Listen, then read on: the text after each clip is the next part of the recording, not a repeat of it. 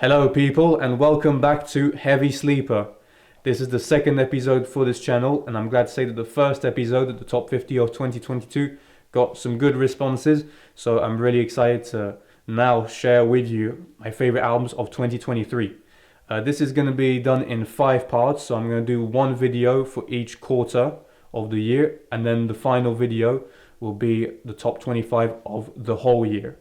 So today we're going to look at my favorite albums of the year 2023, this current year, and I'm going to talk about the albums that came out between January and March. So there's going to be 25 in total. Again, this is a countdown. I'm hoping to get some videos where I'll talk about fewer bands but more in detail after I finished all the 2023 lists.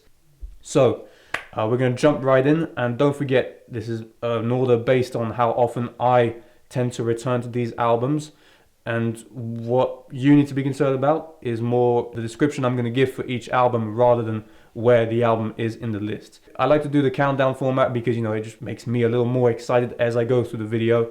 And I think it's probably good for you viewers as well. So let's jump right in. The first album is For Token, Triumphs. This is a pretty cool melodic death metal album that has a really epic atmosphere. You know, it really sounds like a battle is going on. But it's more on the dreadful side of epic metal, despite the fact that the album is called Triumphs. Overall, it's got good compositions. I like what this band went for.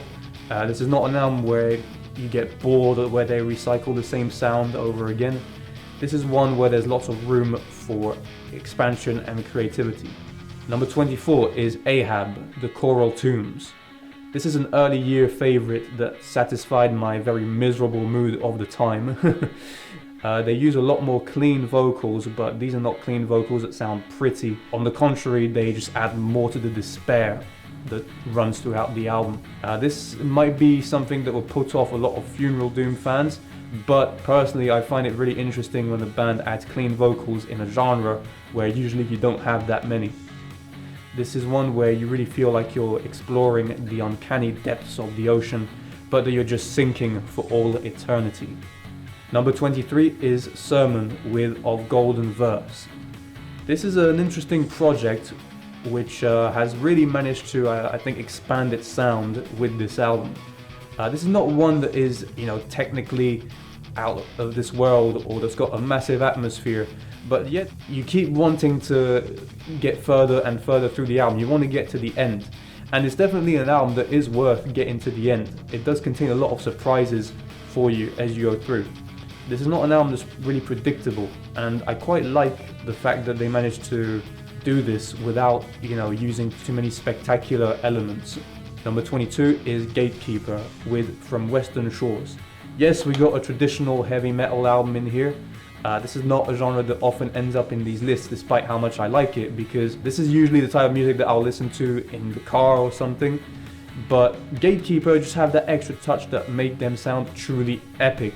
And this is an album that I found myself really enjoying just so much. You know, it's great to listen to in the car, but it's great to put on if you want an epic atmosphere to get into. They really nail that cool and engaging element that I like in a traditional heavy metal album. So go check him out. The next album is Gorod, The Orb. Now these are some homeboys from Bordeaux. I've seen them like 3 times. And The Orb sees this band continuing to push their technical genius further and further. On this album, they really get crazy with the technical stuff, but they do it in a very tasteful way. So it doesn't sound like they're just showing off and wanking their instruments. No, this is an album that has some real hard-hitting songs and are just full of playful elements that I really enjoy. And yeah, Gorod are an amazing tech death band. Number 20 is Ocean of Grief with Pale Existence. Yeah, this is one of those albums you're going to stick on an autumn evening or on a winter evening, and you just want to get sucked into that dreamy and gloomy ambiance. This has got some really good lead guitar work. I really like it. Almost reminded me of Insomnium at times. Every track really builds up the ambiance of this album. This is an album that has some good pacing despite that the songs sound a bit similar to each other. But like I said, the lead guitar work is really good, and you know, doom metal is a genre that's often difficult to play in an interesting way, but this is exactly what this band does right here. And if you want more doom metal, we have Mariana's Rest, Over, as the next album. This is definitely one that caught my interest due to just how deep this album seems to go. There's plenty of emotion in it, even in the harsh vocals, which, you know, it's not that easy to put loads of emotion through harsh vocals, but the singer of this band manages to sound like he's really pouring his guts into these songs. I wouldn't say this album has the really good pacing of the Ocean of Grief album, however, I do think that it has some really hard and impactful songs. It managed to make me feel something in some of the songs. To name one, Fear Travels Fast, that song is pretty cool. The opening track as well, then there are a few others that I can't remember what they're called. Number 18 is Hellripper with Warlocks, Grim and Withered Hags. Wow, we got some blackened speed, thrash metal, whatever you want to call it, and this album just absolutely rips. To think this is one guy doing all this is pretty impressive. And what I love about this album is that it's not just a constant aggression. This is really one that has a lot of diversity within it. You know, it's got those badass diabolical vocals, the riffs just absolutely slay, and this is an album that just wants to make you charge into a battle against demons and witches. It's just so cool. This is an album that just makes you want to bang your head and raise those flipping horns right in the air. A lot of other channels have talked about this one, and it shouldn't come as a surprise that Hellripper has kind of exploded in the underground thanks to this album, and he totally deserves it. The next album is Shores of Null with Loss of Beauty. This is a band that I saw opening for Soul of the Sun and Draconian a while back. Great way to kick off the evening, and just, you know, another one of those albums that's really cool if you want to get into melodic doom metal. This is one that's closer to the style, I'd say, of Paradise Lost. I really like this album because it has that dark and, you know, sorrowful vibe to it. But at the same time, Shores of Null have managed to create some songs that are hooky and that are very memorable. If you want something that's dark but not too depressing, you can definitely get on board with this album. It focuses on the beauty of ephemeral things. Despite its miserable nature, it does give you some light at the end of the tunnel. Number 16 is Haken with Fauna. Okay, right off the bat, I just want to say the album art here is absolutely fantastic. They should get the award for best album cover of the year. But the music on it is just as goofy. Well, goofy is a bit of a big word, but yeah, Haken do get playful on this album, trying out new things.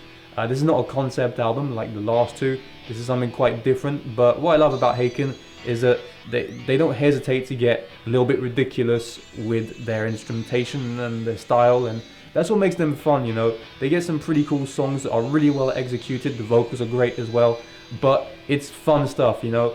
This is prog metal for people who want to have a good laugh, and yeah, it's Haken. If you know this band, then you know exactly what I'm talking about. Number 15, Riverside with ID.Entity. We got some more prog for you right here with one of the legendary prog rock bands. So I've seen Riverside playing nearly the entirety of this album during my time in Paris. So after listening to it a couple of times, I just realized how much these songs really touch me. And it's because Riverside, they always manage to put so much heart and emotion into what they do. And this album strays a bit from their previous outputs, which were a lot more melancholic. ID.Entity is a bit more of a fun album, if you will, but with a title like that, you can expect them to go quite personal. And this is a title that I say really fits this year that has been 2023 for me. It surprises me it only comes this low on the list because there have been so many albums I've connected with this year. Like, for instance, the next one, which is Klone, Meanwhile. So Klone, I've seen them like 4 times in total, I think, something ridiculous like that. And I've seen some tracks from this album played a lot of times as well. So obviously this helped this album grow on me. What I love about this band is how they always manage to maintain a very unique sound. And this album sees them mixing up the soft aspects of the sound that you have on the last 2 albums, along with the slightly heavier sound of their older discography. And it has a very transporting atmosphere. You know, you listen to this album, that's it, you're in the clouds. Just like that bear that's on the album cover. They're a great band with a very unique style that you instantly recognize, especially the vocals. The next album is of a similar nature. It's Hanging Garden with The Garden. And this is indeed an album that's good for taking a stroll through a magical garden or something. I really like the mixture that there is on this album. There's loads of different styles that come together really well. I can't define this band as 1 or 2 genres. This is such a mix. You got a bit of doom in there, you got a bit of gothic metal, a little bit of post-metal, a little bit of pop as well. Altogether, it comes as a really nice package of songs that are all very distinct from each other, but at the same time flow together as one really nice experience. This band has added a female singer, and I think that was a great idea because it brings even more diversity to their already interesting sounds. And the two vocalists just go really well together. The ambiances on this album sound ethereal, because the beginning songs really get you engaged and enthusiastic over the album. The last two tracks, man, just get you right back in and pull you out to give you a very spectacular ending. That last track, man, is one of the tear-jerkers of the year, where the two vocalists are really singing with a final chorus that just sounds magical. Speaking of magical, get a load of this next album, Twilight Force, with At the Heart of Wintervale.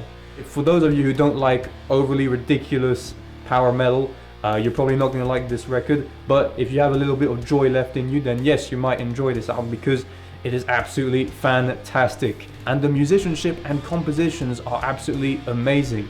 And when I hear a metal album that recaptures that kind of fantasy and magic aspect that I used to have as a child, it just puts a big smile on my face. This is definitely one that I'm going to be blasting again during Christmas time. So this was a good thing to have to contrast with the very miserable mood of the Ahab album in the beginning of the year. And we're continuing in this very magical kind of stuff with next album, which is Xandria, The Wonders Still Awaiting. Yes, I do believe I have plenty of wonders awaiting me, and with a title like that, I think it's definitely something that's representative of the year.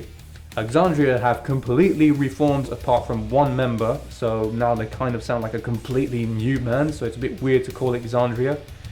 Delane have done exactly the same move, but what I preferred about the Xandria album is that it has much bigger compositions. The orchestrations sound magnificent, the songs hit you hard and are just a little bit hookier, I thought. I must say I do like the new vocalist. She sounds a lot like a pop singer, but she manages to fit in really well in this kind of music, so it's interesting to hear this very odd mixture. And she also throws in a couple growls in there, which is pretty cool. So it's almost like you've got a mixture of symphonic metal with a slight touch of metalcore, I guess. It's probably quite a long album for some people, but personally I didn't get bored throughout its entire runtime because every song is very hooky and memorable in its own way. Now we get into the top 10 of the first 3 months of 2023, and we're kicking off with Redemption, I Am the Storm. Yes, this band truly has unleashed a storm. This is very different from Evergrey, despite the fact that you have the same singer. Tom MacLeod does have a very distinct voice. On this album, he sings in a very different kind of style.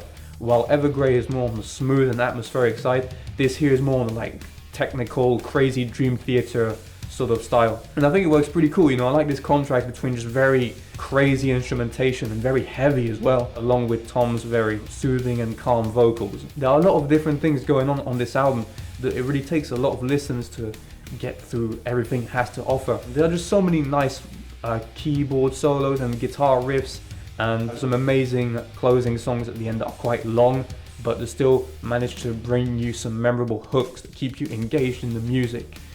And overall, I think Redemption are just such an underrated band, and I Am the Storm is definitely a welcome addition to that massive discography of just killer albums. Number 9 is Excallion with Once Upon a Time. Once Upon a Time, I tried out this band that I've never heard of and was just blown away and very much moved by them. It's a melodic, I guess, prog power album, but the songs are just so addictive and just very moving, like I said. This is a band that has great vocals, of course you got some great musicianship, so you know, you got the exciting instrumentation that's there as well, and all that together makes for some very diverse and interesting songs that are also very catchy. Of course, you know, I like my catchy music. They really managed to put so much heart into their songs. The album comes out as something that feels very enthusiastic and just overall good vibes, you know, it's some feel-good metal. Number 8, we have Andoceans, As in Gardens, So in Tombs. Oh boy, now when I heard this album, I thought to myself, yes, as far as black metal is concerned, this is totally the kind that I like. And the reason for that is because it has such a big atmosphere. I could almost say this is cosmic metal. Just by looking at the album cover, you'd say it is. I love the use of keyboards in this band. It really just adds to that spacey and cosmic atmosphere that I love. This is an album that shows how you can make something that sounds at the same time very dark and diabolical, and at the same time so beautiful.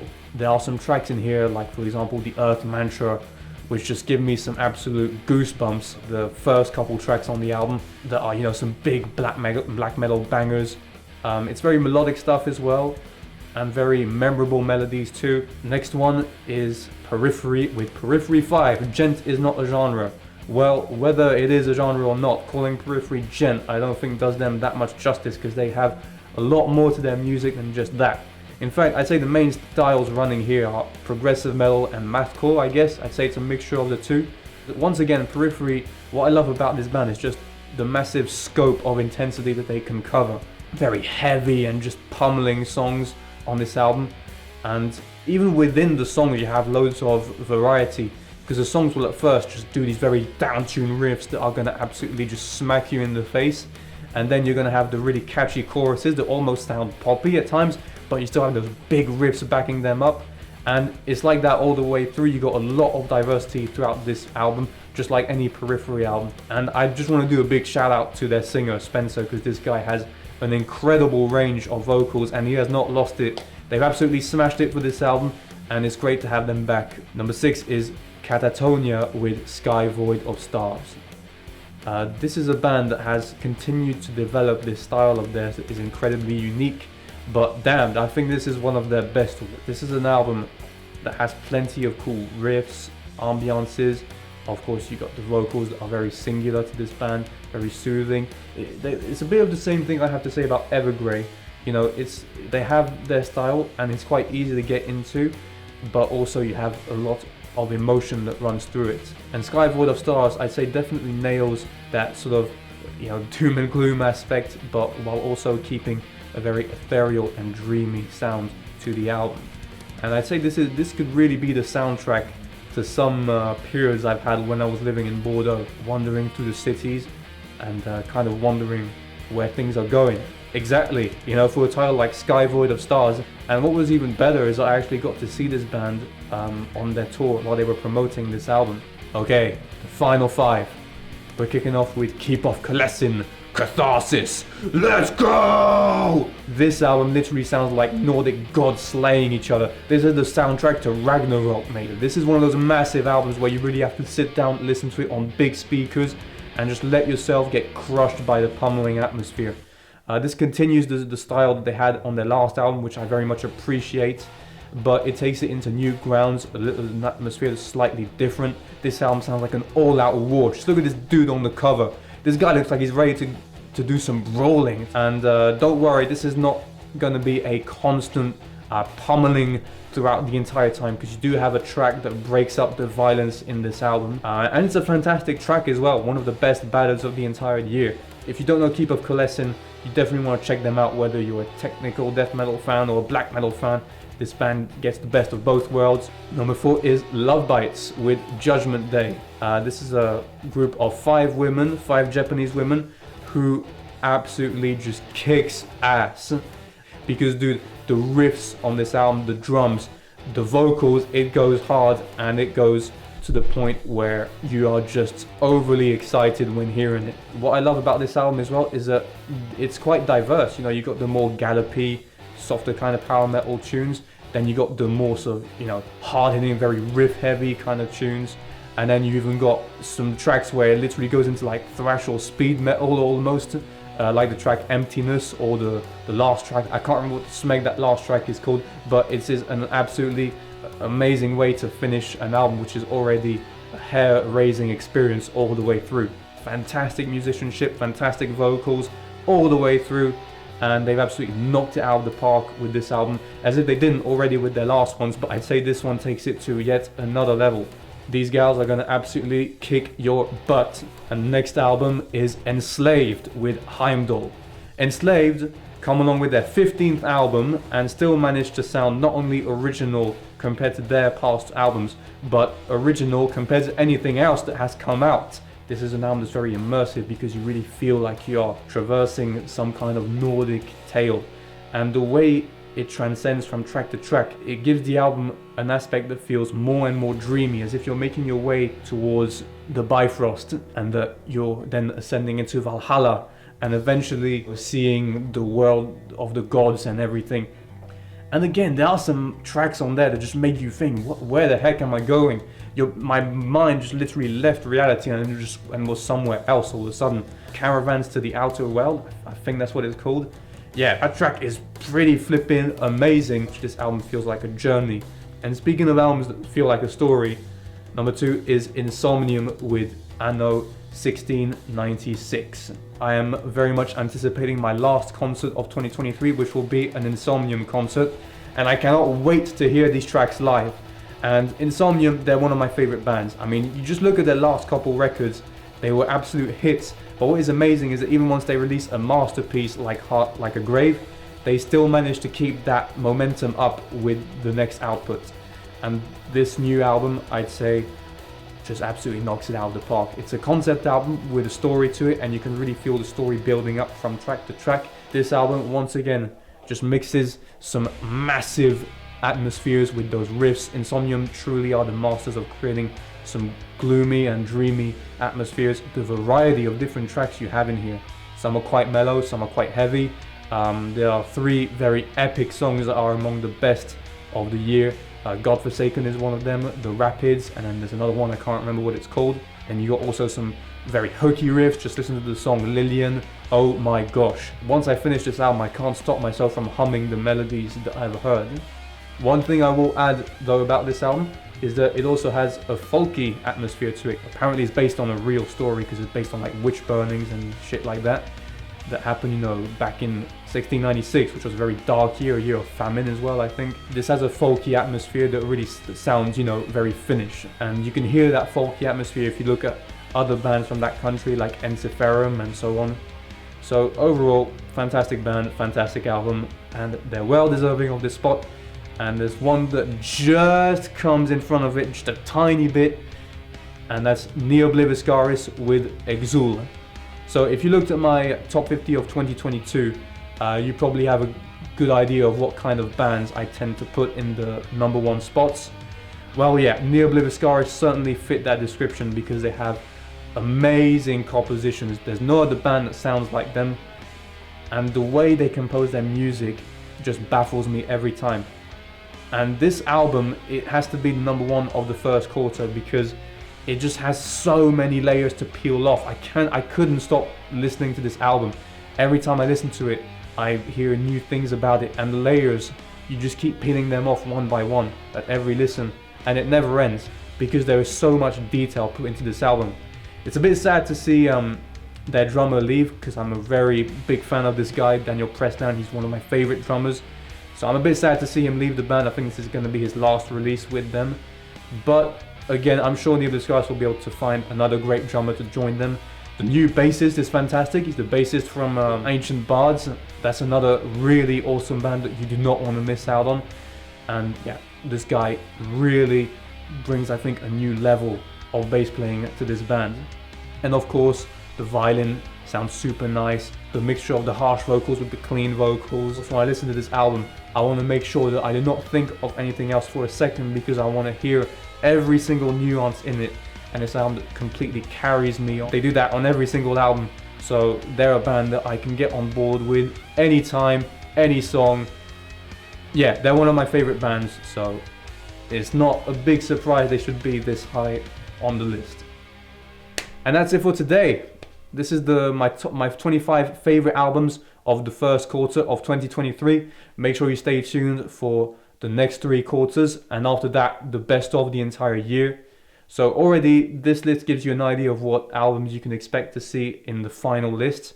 Overall, if you found some albums to enjoy from this list, then I'm happy for you. And if you're going to enjoy the content, that's really awesome. So I just want to say thank you so much for the support. Thank you for watching all the way through. And thank you for supporting these bands as well, because they really deserve it. Stay tuned for the next bit, because there's going to be more videos like that. See you later, friends.